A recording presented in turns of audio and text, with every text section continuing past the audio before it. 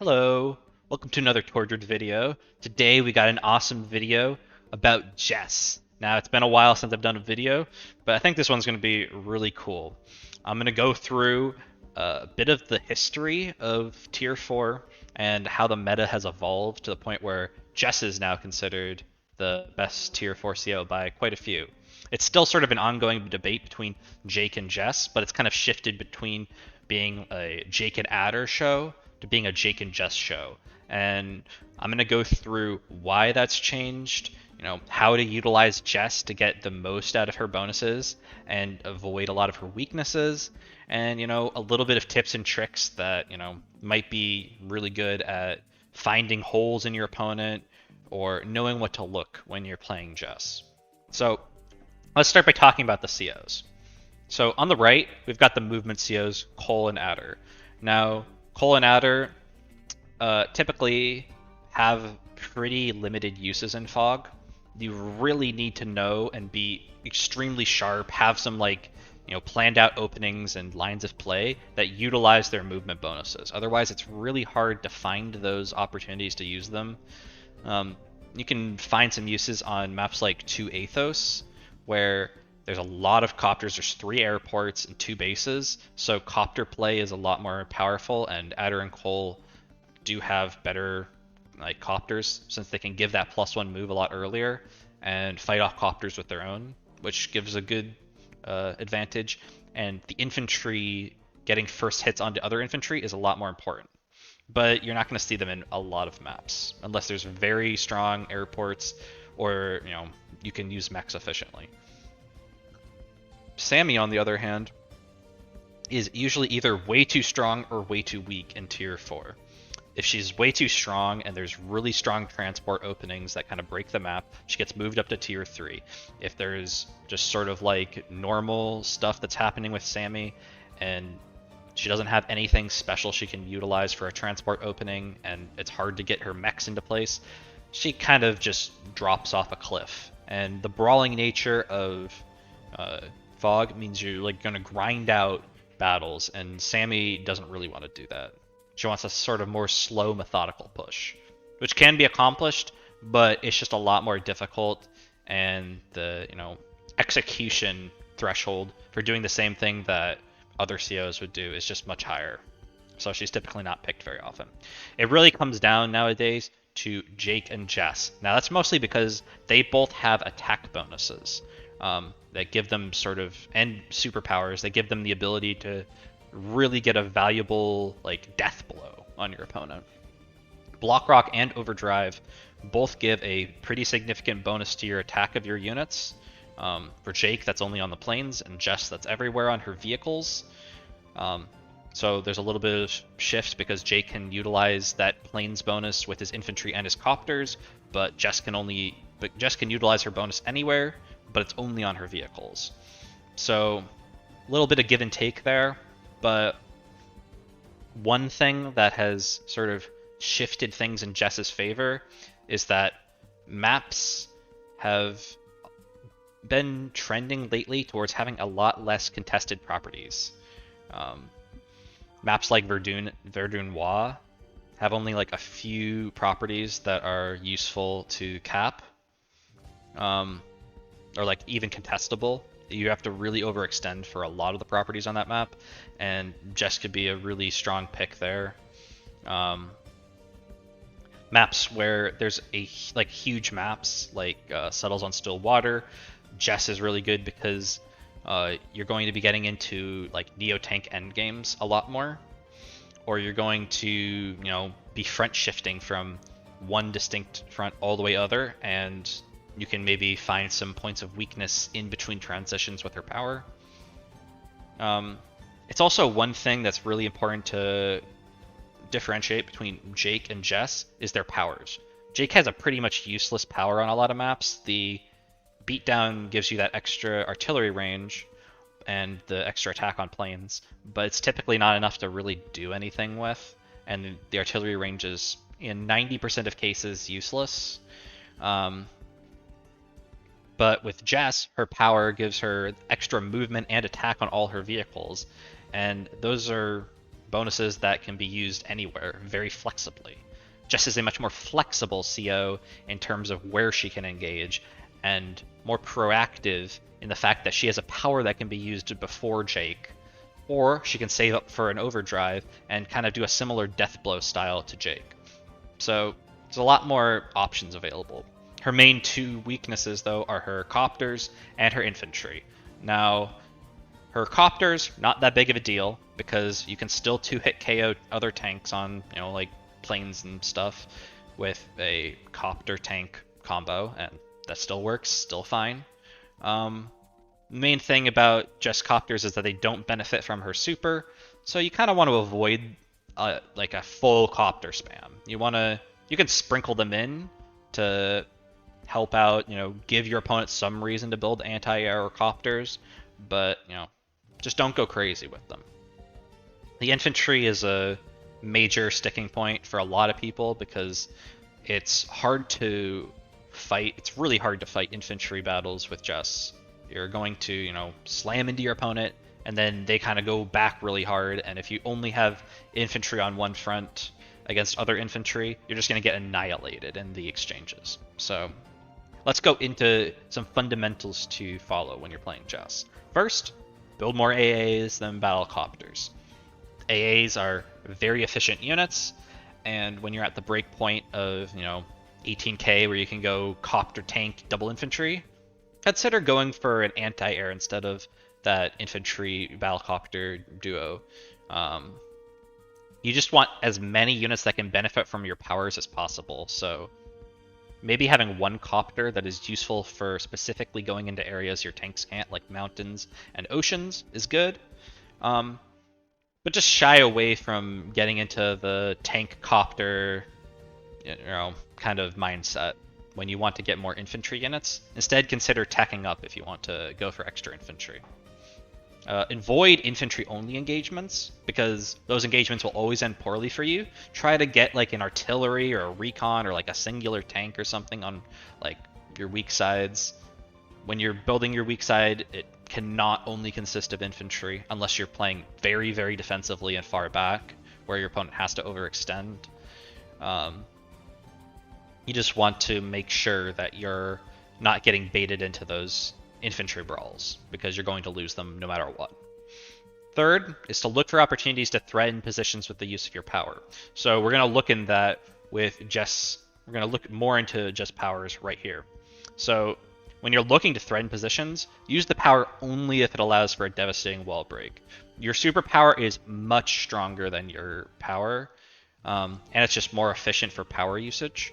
So when you're looking for power opportunities, you want it to be like your opponent's overextending and you just wipe out that full extending power, like force, while staying like somewhat on your side of the map. You do not want to dive deep into your opponent with a power, because whenever you use a power, to get enough of a value out of your power, you're definitely going to give your opponent a superpower on the following turn. So you want it to be in an area where they don't want to fight. You want to be taking your powers to either wipe out some front that was like front shifting, so they have like nothing to use their superpower on, in which case then it's kind of like a dead turn for them. They kind of just like regroup from taking a bad engagement and move somewhere else, or try to set up for their superpower, and then you can play on the defensive a bit after taking a good engagement, wait for them to come into you. Or they use the superpower, it's not very strong, and you've traded efficiently. The third tip for using her power is to front shift more often to expose potential holes and give your opponent the opportunity to blunder positions. When you're entrenched in a position, it's very easy to build up those infantry walls. Infantry are slower, so you move them into positions to protect your vehicles, get artillery in range. But if you're moving around and you're doing front shifts efficiently, leveraging positions like I've talked about in previous videos, you can force some errors out of your opponent and keep them on their toes. And that power can be very useful in giving you like that first strike to break into positions. And the movement can help you, move your forces into positions that they wouldn't otherwise be able to get to. At the bottom here, we've got a calc that is very useful when you are using your power, that utilizes a tank and an anti-air to kill off another tank. This is very useful because as you're going to be building more anti-air than usual and sort of switching that out for your copters, you still want those anti-air to be able to get in on fights, even if it isn't against copters. You want them to sort of like blend into your force, and it's very strong when you're able to get a Jess power or super off and get the most sort of like activations and useful applications, because a tank and an anti-air normally wouldn't kill off another tank, but it's one of those thresholds that when you activate that power, you can look for those wall breaks and say, oh yeah, I can use this anti-air to break open this position that would normally not be able to be broken into unless I use my power. So look for things like that if you're really trying to go aggressive or punish some type of position and your opponent's trying to guard against it. Now, some advanced tricks are that you want to tech up during front shifts. Specifically to Neo-Tanks, I've talked about in a previous video how Neo-Tanks are really overpowered units in Fog, and that's usually your preferred tech up. So when you are doing a front shift, typically that can take like 2, maybe 3 turns to do if you're going all the way from one side of the map to the other. If you tech up to a Neo-Tank in that time, you can sort of time your windows together to be really strong. And with Jess having the best Neo-Tanks in Tier 4, you're fine sort of forcing your opponent into a Neo-Tank, and then you can sort of fight like Neo-Tank onto Neo-Tank. If you can get your overdrive with a Neo-Tank on a city, it's really hard to dislodge that.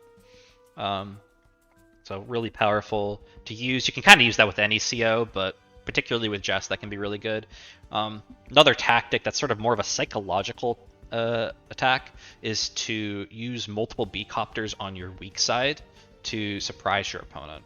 This is something you can do with kind of any CO, and I kind of use it as like a bit of a desperation tactic, especially if you're behind. Just, gamble a little bit. It's a pretty good gamble that your opponent won't have anti-air support on their weak side. They might have a copter, but if there's a large fight in your sort of strong side, sending a copter or two onto a weak side can let you maybe like sneak out a property somewhere, because you won't be able to break through those copters if you are caught off guard with that. So it's just a small tactic, and it's specifically really good when your opponent hasn't been investing into anti-air as much as they should, because if you take my advice and you build more AAs instead of copters, you're going to condition your opponent into building less air defense. Third is to maintain a few weakened 3 HP or lower tanks to sack during the super, because it's a really strong combination.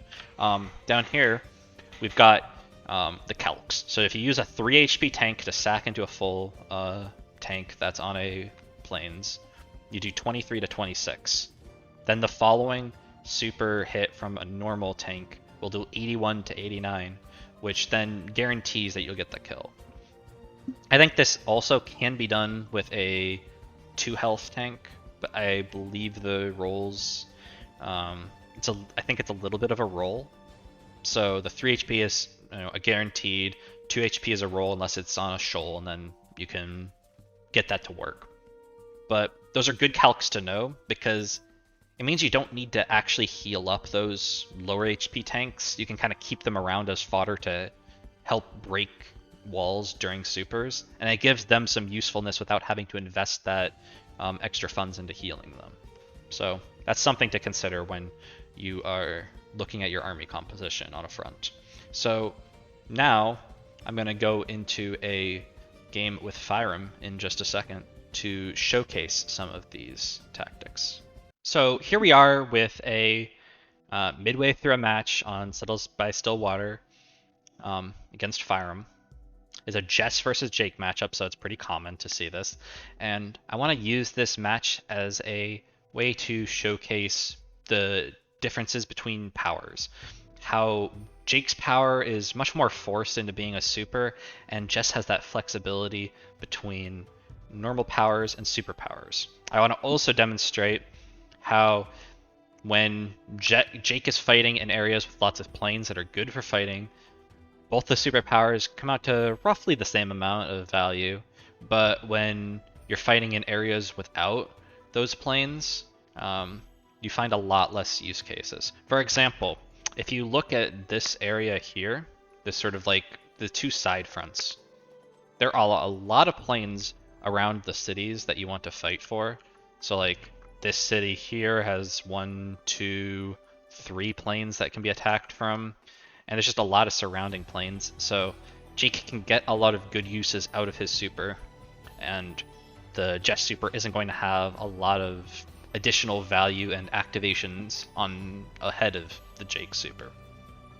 Now, if you're fighting in somewhere like the center properties here, you can see how there's a lot more roads, cities, forests, and stuff that are surrounding these spots, and the key locations like the cities, like these 3 sets of cities, they either have only 1 tile that's a forest next to them, or they have 0. So you can really see the difference here, and I'm going to try and show that as we go through the different power usages that are used in this game. So this is the first turn that powers are used.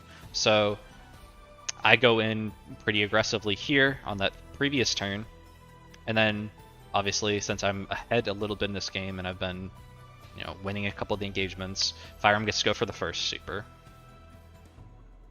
So goes in. All of these uses right now are using the super great. These are great uses of the planes to get that extra firepower, get that movement boost to get these units in range. That tank would not have reached normally, so another great application of it. This tank's a little bit, ballsy, but does cripple this tank down here. Now, tank is 3 HP, but probably want to try and get the most use out of it at this point, since I'm going to be using an overdrive the next turn. So pretty good Jake super, all things considered. When I go for my overdrive, I go in there. None of these are really that much stronger because of the overdrive. Over if I was Jake and I was going for a block rock, like all of these attacks would have been basically the same. I still get some good value. I mean, basically the value ends up being kind of equal. Firearm probably got a little bit more out of it, but I also haven't built yet, so that'll change on my turn, building these units up. So it ends up being like kind of similar in terms of where the game state was between the R2 supers. But skip ahead a little bit. Firearm invests pretty heavily into a mega tank here, which is actually quite viable on this map because you can get it into the lander in 1 turn and then bring it straight onto the front lines immediately. Really lets him be a lot more aggressive on these turns. So I decide to back up in these following turns, obviously because I don't want to be anywhere near that mega tank. Now, on these turns, I'm kind of looking to avoid this mega tank death ball that he has going on here and front shift down this way. Now, I've got a full power charge at this point, but what I see is that I can actually do this turn with a turbocharge instead and save a little bit of value. Because realistically, all I need is that this tank needs to go and hit this recon during its move, and then this Neo tank can get onto a city and be pretty safe because it's on defensible terrain, and then it can break open this infantry position. So I don't even know about this artillery at this point. I just, going down. Wabam.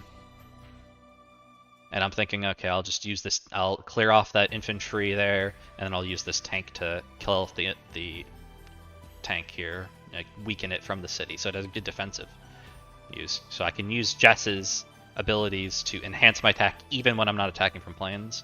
But instead I get a nice hit onto this artillery, continue the caps, and really go aggressive, because when I shift over with that turbocharge, I want to really commit into fully breaking into his side and not allowing for any strong superpower counterattack.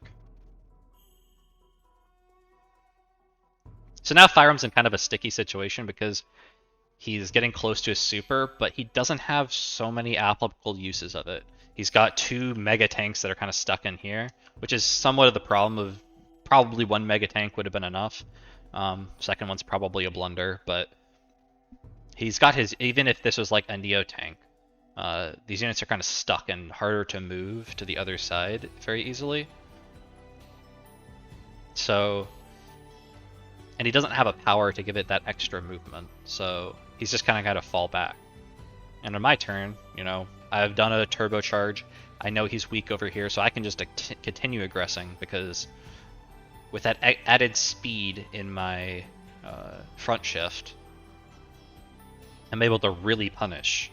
Start capping a lot of properties over here. And really put like the pedal to the metal in this sense. And I've pushed him into his super range. When you push Jake into super range, 9 times out of 10 he's going to super the next turn, because it feels really bad to hold on to those combat superpowers and just waste the charge over and over. There are a lot of situations where you probably want to, but if you're getting pushed this hard, it's really hard not to try and use a super to stabilize a little bit, because you really need that extra power like now. But unfortunately, that doesn't give him a lot of applications of it. He can use his 2 artillery here, but both of these don't get an additional boost of power. This tank gets a little bit of boost. He also gets the range onto this Neo tank from this artillery. So, a little bit of value, but for a superpower, he maybe got only like 3 hits. So, really not that great of a super. Kind of, you know, it's one of those really hard situations with Jake. You know, it does let him have this mega tank get into a better position for the next turn, but it's still slow. You can outmaneuver it. And then when it's my turn, I can just turbocharge and completely kill his position, because, as I said earlier, with turbocharge, if you can see an opportunity to completely break someone's position, just go for it. It's what it's there for. It's your flexibility move. So here I see a lot of opportunities where, like, this medium tank, 1, 2, 3, 4, 5, 6, can move in and hit this tank. Actually, I go in with the Neo tank, interestingly. I think maybe it was just, you know, I don't know, I probably could have done a bunch of different moves that would have worked, but basically the idea is kill off everything in this area, and now you can see that there is nothing.